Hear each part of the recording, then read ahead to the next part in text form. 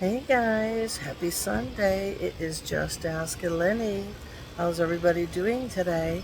I hope you get some time to take it easy. I try to take it easy, but my easy time is when I come outside and I look at my flowers. So let's see what's going on. All right, you guys, let's check it out. I want to show you my lilies. Those are my new roses. You've seen my baskets. They're all looking really good. It is hot here in Michigan today. Very hot, and it's going to get hotter, unfortunately. My phlox, this was one, and I made it into two. So it looks like we're going to get new blooms on there. And this is my stunner right now. My Stella d'Oro lilies, the daylilies. Look how pretty these are. This is a taller variety, and I just love them. I mean, they're so striking. There's more right over there, and these are the ones that are very popular right now. These daylilies are the blue.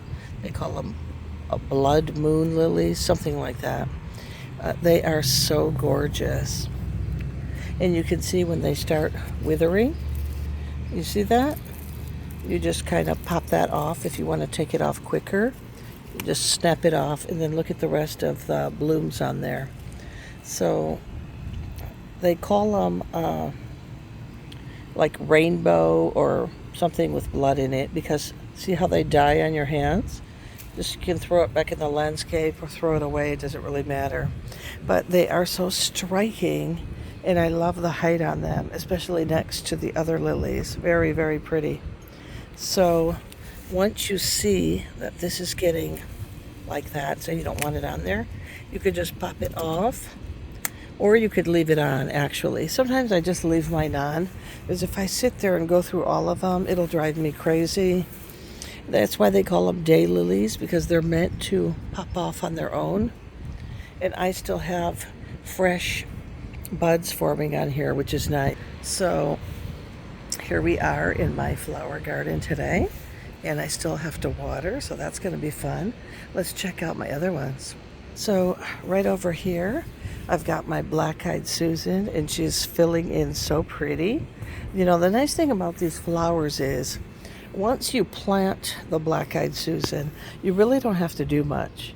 I would just make sure she's in some really good soil, Make sure your soil is amended. Use a Miracle-Gro in-ground soil. I do that, and then I just water them, and they just look so healthy in a beautiful, beautiful sunny yellow color. And butterflies love them. See? You've got some on there right now. And then here we go with some more beautiful daylilies that I have. I think these are my Stella d'Oro version, but they're in a gorgeous wine color. And you can see the other ones are so tall. I'm considering making them into a flower island, but I'm not sure yet when I want to do it. But if I do, I want to use those as my stunners. This phlox is something else. Isn't it beautiful? I mean, not to mention the color is very striking. But this was actually one, and I made it into two with the one I just showed you. Very, very healthy looking. And over here, I can't believe this, you guys. These are my mums. I mean, could they get any fuller? This is crazy. Wait till they start putting out the color. Maybe late August, early September. I'm excited and I can't wait. So that's going to be really nice. Gorgeous pop of hostas, and those purple flowers coming up really add to them. Very healthy looking. So I make sure I water everything. Now, I had another daylily here, but as you can see, I think it's not in a good spot now because of my mums. It's kind of cramped, and it's next to the Asiatic lilies. I'm probably going to move this and put it somewhere else.